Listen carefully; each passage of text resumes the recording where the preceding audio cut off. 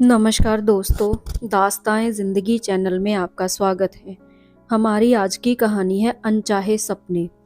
कुछ ऊंचाइयां छूकर आपका मन खुश होता है, मगर कुछ ऊंचाइयों से आपका दिल घबरा जाता है।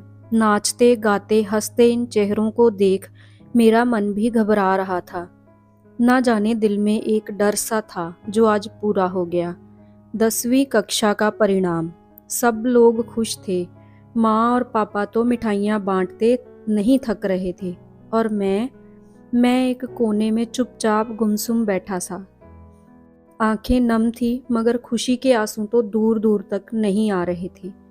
अपने विद्यालय में प्रथम आया था मैं, 97% मार्क्स से। दोस्तों ने सुबह से बधाइयों के पुल बांध रखे थे, मगर मेरे मुंह से एक बार हंसकर शुक्रिया तक ना निकल पाया। डर तो मुझे अगली सुबह का था। यही तो होता है हमारे साथ, सालों का खून पसीना और एक दिन की खुशी, और उस एक दिन का अंत होते ही फिर खून पसीना बहाना शुरू।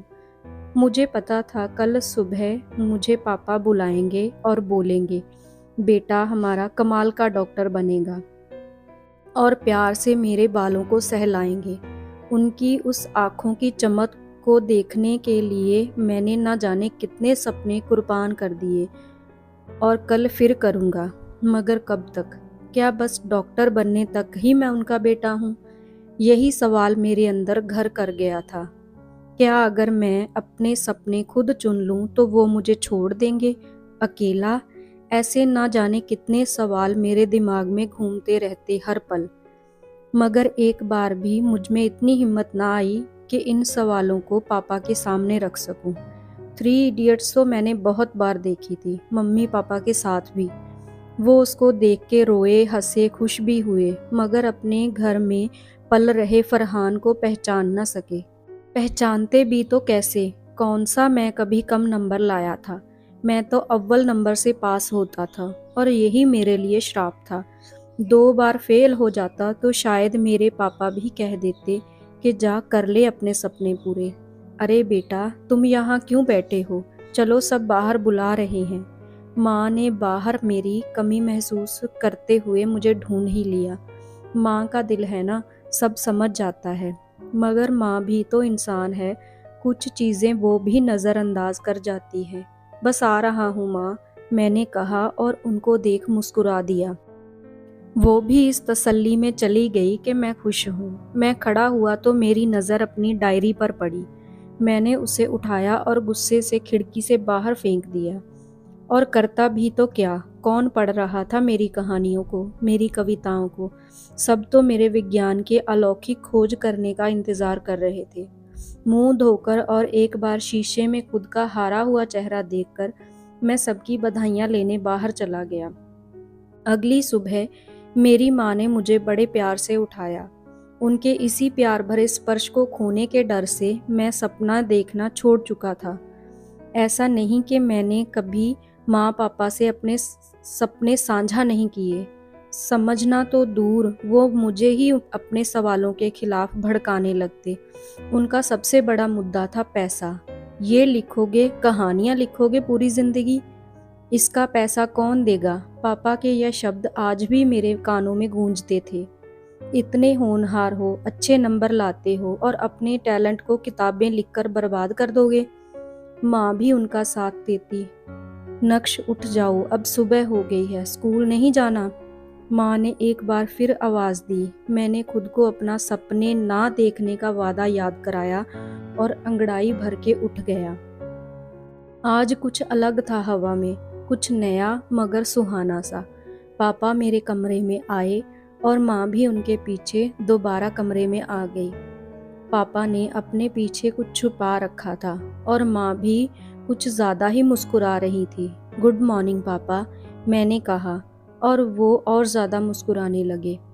मैं सोच रहा था कि पापा क्या छिपा रहे हैं, मगर मैंने झांकने की कोशिश नहीं की। हमारे घर में यह सब अशिष्ट व्यवहार माना जाता है। पापा मेरे सामने आकर बैठ गए। बेटा, कल तुमने हमारा नाम और ऊंचा कर दिया। ऐसे ही मेहनत करते रहना और एक दिन बड़े डॉक्टर बनना। मम्मी और मैं तुम्हारे लिए एक तोहफा लाए हैं। यह कहकर पापा ने मेरे हाथ में एक डब्बा थमा दिया। मैंने डब्बा देखा तो वो एक फ़ोन था। मैं हंसना चाहता था मगर मेरे दिमाग में बस यही था कि यह तोहफा मुझे किस कीमत पे मिला है, अपने सपनों की कीमत पे। लेकिन पापा के खुशी से भरे चेहरे ने मुझे मुस्कुराने पर मजबूर कर दिया। मैंने पापा को गले से लगा लिया और उन्होंने प्यार से मेरे बालों को सहलाया। मुझे अपने माँ पापा से बहुत प्यार है और वो भी मुझे कुछ कम प्यार नहीं करते, मगर प्यार करने में और किसी को समझने में अंतर होता है। स्कूल में सब मुझे बधाइयाँ दे रहे थे और कुछ लोग मेरी मेहनत को मेरी अच्छी किस्मत बोल के खुद को तसल्ली दे रहे थे। वो इस बात से अनजान थे कि अच्छी किस्मत होती तो आज मैं अपने लिए पढ़ाई करता, अपने सपने जीता। मेरा पहला दिन और मैं हर साल की तरह अपनी क्लास में पहले बेंच पे जाके बैठ गया। बस्ता निकाला और भौतिक विज्ञान की किताब यूं ही पढ़ने लगा। मेरे आगे किताब खुली थी मगर मेरा ध्यान कहीं और ही था। तभी एक आवाज़ ने मुझे अपने सपनों की दुनिया से वापस बुलाया। नक्श, तुम्हें अनिकेत सर बुला रहे हैं स्टाफ रूम में, मेरे दोस्त अनंत ने कहा और चला गया। अनिकेत सर मुझे क्यों बुला रहे हैं? अनिकेत सर हमारे विद्यालय के हिंदी के अध्यापक हैं और साथ ही साथ हमारे विद्यालय के एनुअल डे के नाटक भी वही लिखते थे। मैं उठा और उनके पास चला गया। पूरे रास्ते मेरे दिमाग में बस यही सवाल था कि वो मुझे क्यों बुला रहे हैं। मे आई कम इन सर?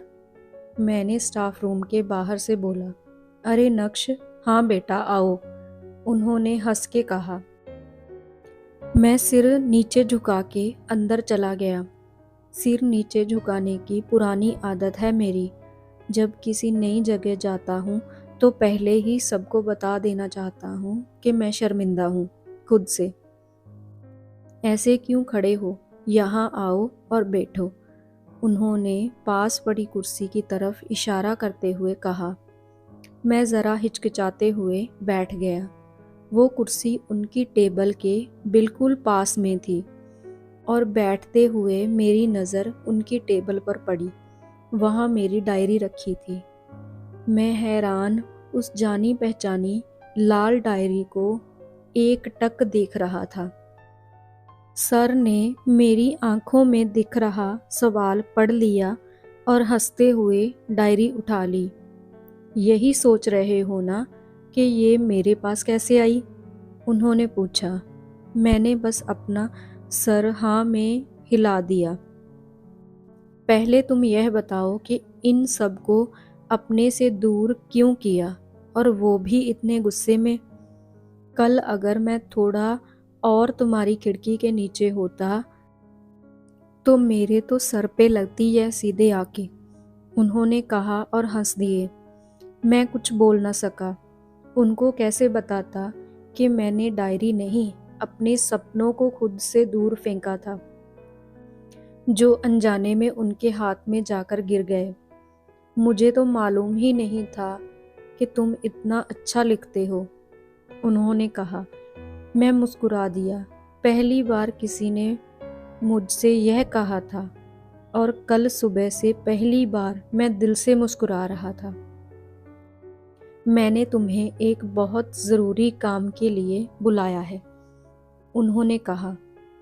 जी सर, बोलिए, मैंने झट से जवाब दिया। तुम्हारी डायरी तुमसे बिना पूछे पढ़ी मैंने, उसके लिए मैं माफ़ी मांगता हूँ, मगर मैं चाहता हूँ कि इस साल के एनुअल डे का नाटक तुम लिखो, उन्होंने कहा। उनके शब्द मेरे कानों में बांसुरी के धुन सा बज रहे थे। सर, मुझे नाटक लिखना नहीं आता, मैंने उन्हें कहा। मेरे मन में खुशी के लड्डू फूट रहे थे। मगर सच यही था कि मुझे नाटक लिखना नहीं आता। मैं सिखाऊंगा तुम्हें, हर रोज़ लंच ब्रेक में मुझसे यही मिलना, उन्होंने कहा।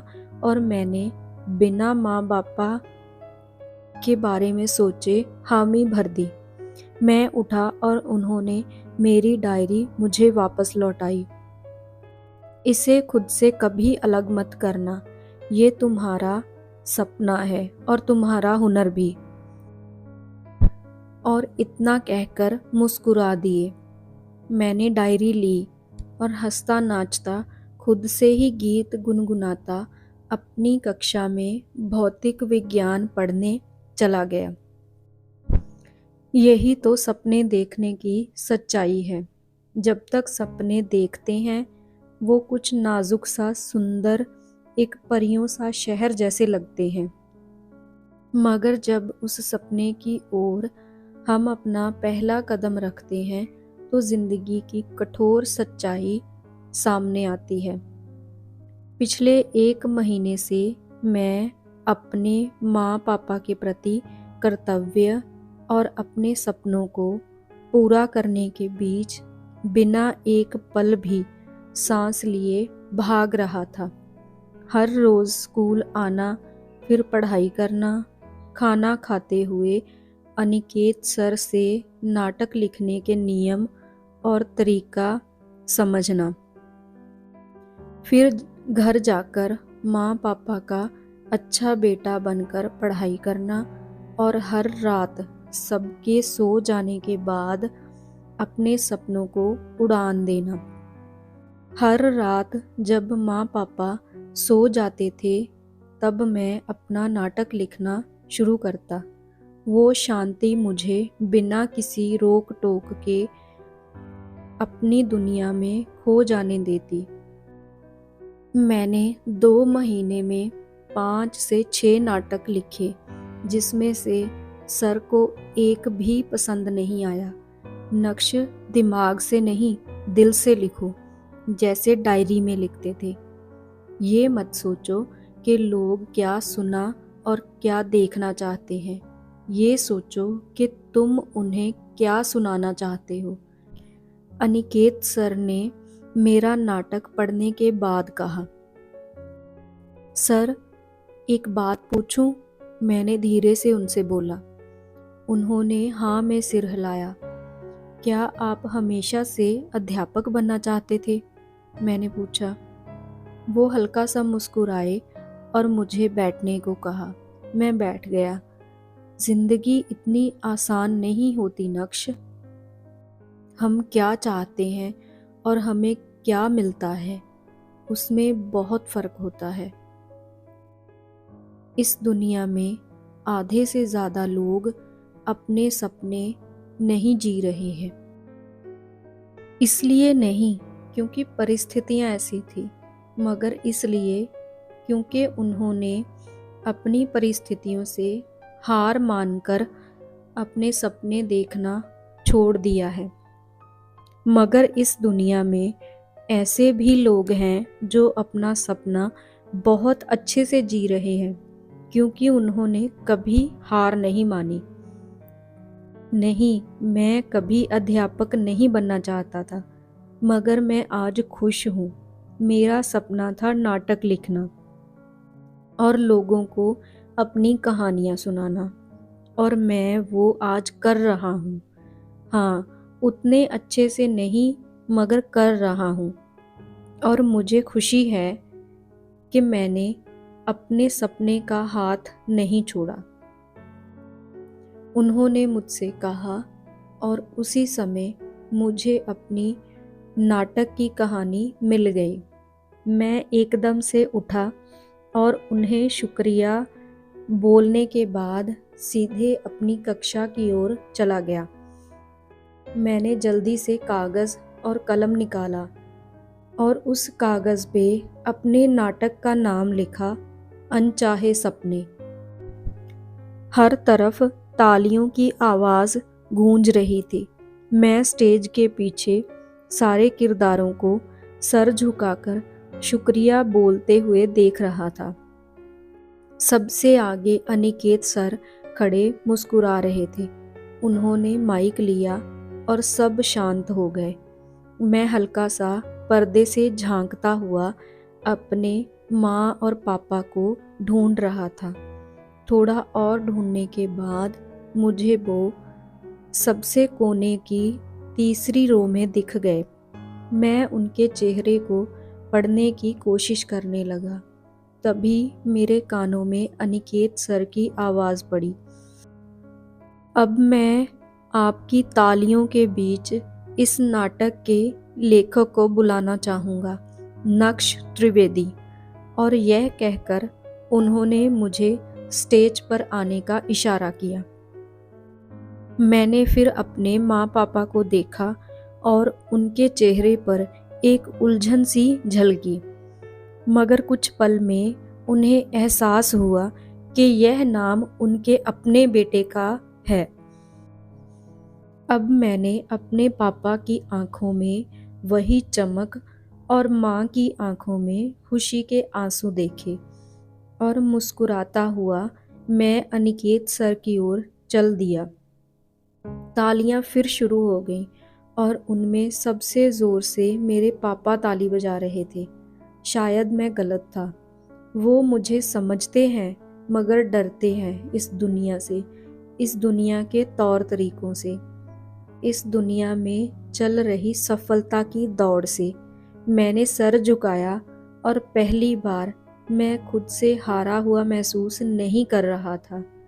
मैंने अनिकेत सर के मुस्कुराते हुए चेहरे को देखा और उनको गले से लगा लिया। सर ने मुझे ज़िंदगी की एक ऐसी सीख दी थी जिसने मुझे अपने सपनों से हार ना मानने पर मजबूर कर दिया। अब मैं यह समझ गया था कि मैं अपने सपने जी सकता हूँ और जितने चाहे उतने सपने देख सकता हूँ, मगर सपने पूरे करने के लिए मुझे दूसरे लोगों से कई ज़्यादा मेहनत करनी होगी। अपने माँ पापा के साथ चलते हुए नई राह बनानी होगी।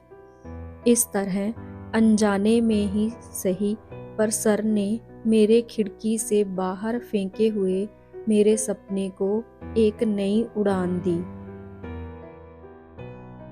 हमारी आज की कहानी आपको कैसी लगी कमेंट बॉक्स में बताइएगा। ऐसी और कहानियाँ देखने और सुनने के लिए चैनल को लाइक, सब्सक्राइब और शेयर करना ना भूलें। Thanks for watching.